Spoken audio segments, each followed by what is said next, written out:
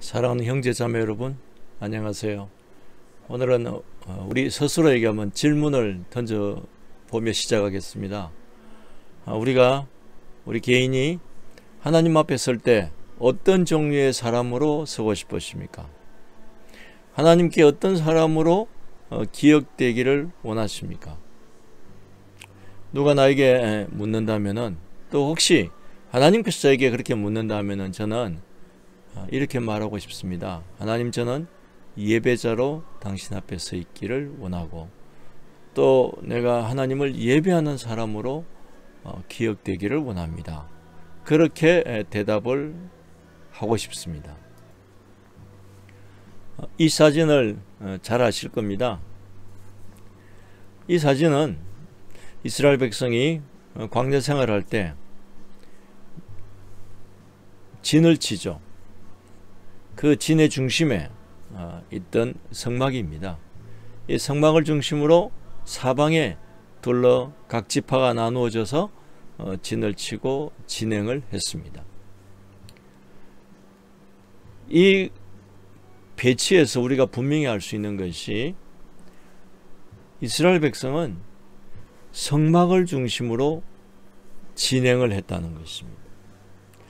구조적으로 그런 배치도를 가지고 있습니다.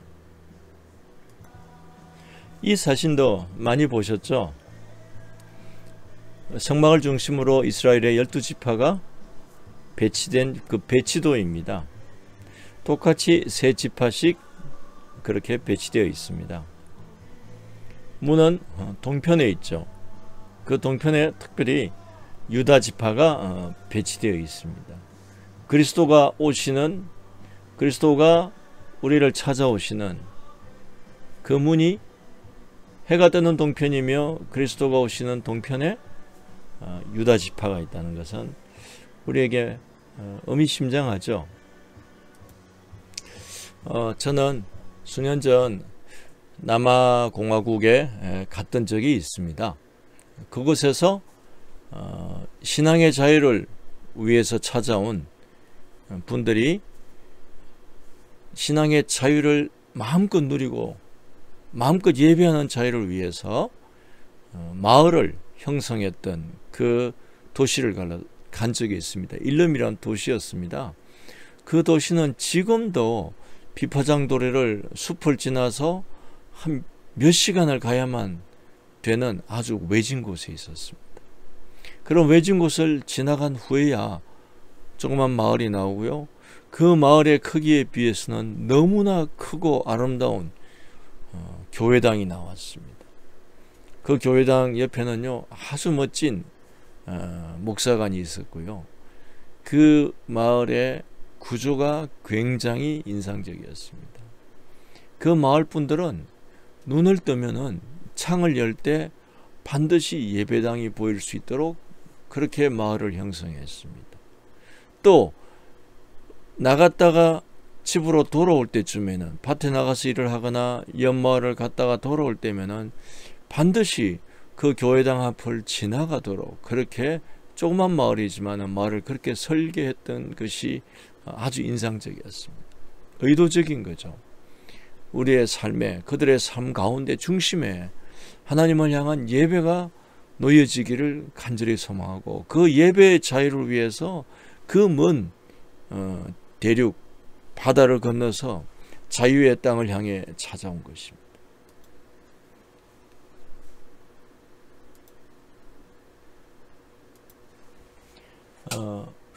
모든 일에는 시간과 공간의 필요가 있습니다. 예배도 마찬가지입니다. 예배도요, 시간이 있고요, 공간이 있습니다. 오늘은 예배의 자리에 대해서 말씀을 나누기를 원합니다. 혹시 시간 되면 다음에는, 기회가 되면은 예배의 시간에 대해서 또 함께 나누기를 원합니다.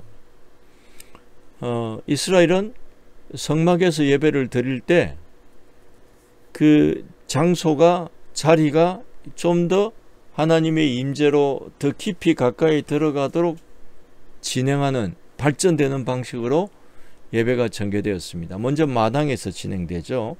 거기는 번제단과 물두멍이 있습니다. 제물을 태우고요. 또 물두멍에 씻습니다. 그러고는 성소에 들어갑니다. 성소에 들어갈 때는 제사장만 들어가죠. 성소에 들어가서 진설병과 등대와 향단에 어떤 의미를 담아서 하나님께 예배했던 것입니다. 그러나 이 성소에서 끝나지 않고 1년에 한 차례 지성소에 들어가서 대제사장이 대속죄일에 그곳에서 만나와 아론의 장난 지팡이가 들어있는 언약궤 안에, 또 그 언약궤 위에 서랍들이 좌우에 있고 그 서랍 가운데 위로부터 하나님께서 영광 가운데 임하시는 그런 지성소에서 하나님을 만나는 방식입니다.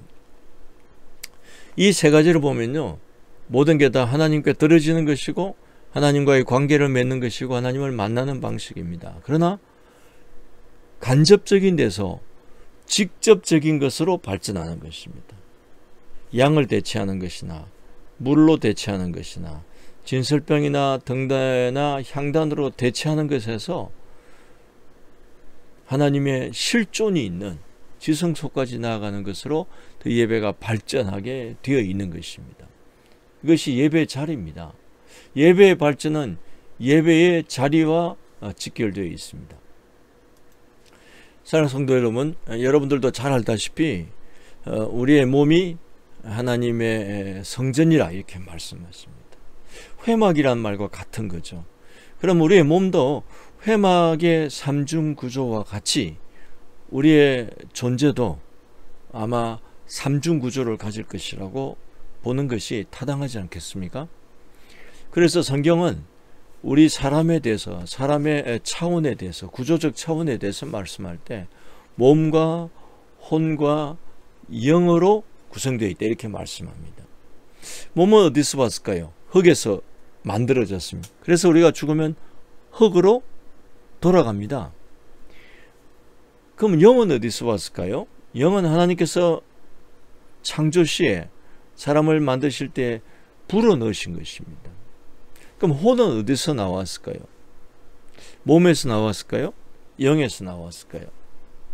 저는 생각이 혼이라고 하는 것은 영이 몸에 거하는 동안 잠깐 나타나는 현상이라고 생각을 합니다. 현상. 예. 그래도 우리가 혼적인 존재로 살아가죠. 영이 있다는 어떤 증거를 가지고 느낄 수 있는 게 바로 혼의 상태이죠. 우리의 지정이, 우리의 지성이나 감정이나 의지가 있다는 것은 더 본질적으로 우리에게 영이 있다는 것인데, 그 영이 있다는 것을 우리의 몸을 통해서 표현될 때 혼의 상태로서 표현된다고 말할 수 있을 것입니다. 예배도 마찬가지입니다. 우리의 예배가 몸에서 출발하죠. 무릎을 꿇고 기도하며 손을 들고 찬양하며 부르짖어 기도하며 예배당을 찾아가며 때로는 기도원을 찾아갑니다. 이 자리에 대해서 우리의 몸을 어느 자리에 놓을 것인가, 예배의 시작입니다. 뿐만 아니라 좀 더 나아가면 우리의 혼을 예배 자리에 놓는 것입니다. 우리의 지성을, 우리의 감성을, 우리의 의지를 예배 자리에 내려놓는 것입니다. 하나님을 향한 자리에 내려놓는 것입니다. 그러나 예배는 몸과 영으로만 드려지는 것이 아니고 우리 주님 말씀하신 것처럼 신령과 진정으로 예배드리라고 말씀하신 그 진정이라고 하는 것은 진리고요. 신령이라고 하는 것은 영이라는 것입니다.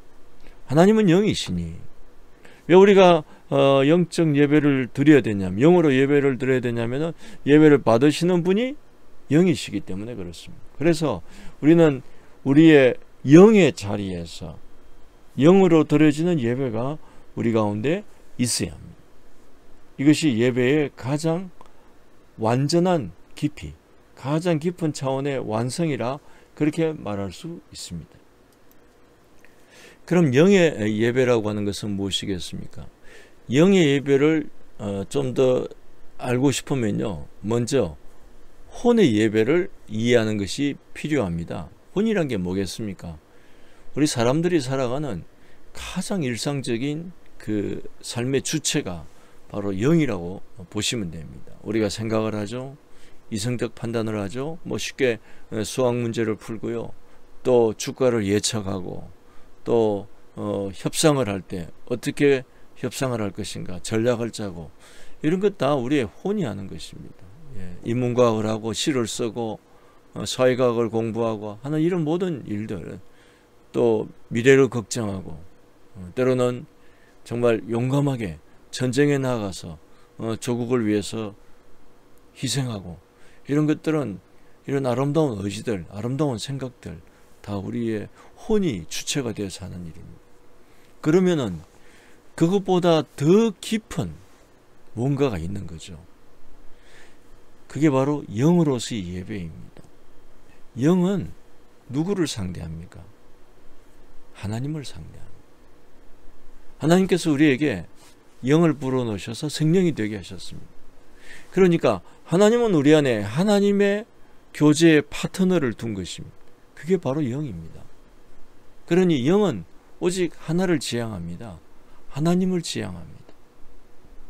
하나님을 향하고 하나님을 지향하고 하나님을 만날 수 있고 하나님과 관계를 맺을 수 있고 교제할 수 있고 하나님이 성령으로 주시는 계시를 받아낼 수 있는 그런 모든 것들 하나님 지향적인 것 이것이 바로 영인 것입니다. 그런데 차이는 뭐냐면 그게 실존적이라는 것입니다. 아까 우리가 지성서에서도 보았듯이 성소까지는 똑같이 하나님의 말씀이나 성령의 조명을 말하지만은 간접적입니다. 진설병이나 등대나 향단같이 간접적 표현입니다. 그러나 지성소에서는 물론 거기도 간접적 표현이 있죠. 뭐 서랍을 상징하는 조각이나 또 언약궤 같은 그 간접적 상징이 있습니다. 그러나 진짜 중요한 것은 바로 거기에 하나님의 실존이 있다는 하나님이 직접 나타나신다는 것입니다.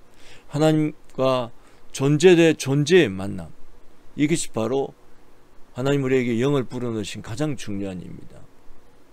만남의 파트너로서 만남의 상대로서 우리를 만나시기 위해서 우리 안에 영을 불어넣으셨기 때문에 영적 예배라고 하는 것은 하나님의 실존을 만날 수 있는 대할 수 있는 주체가 바로 영이라는 사실을 꼭 기억하시고 저와 여러분의 예배가 이런 영의 예배까지 열리기를 힘쓰시는 저와 여러분 되시기를 진심으로 원합니다. 우리의 예배가 영의 예배로까지 열릴 때 우리의 예배가 가장 온전한 예배가 되고 하나님과의 관계가 가장 깊은 예배가 될 것이라고 믿습니다. 이런 예배에 더 깊이 들어가시고 또 예배로 승리하시는 그런 은혜가 넘치시기를 진심으로 축복합니다. 감사합니다.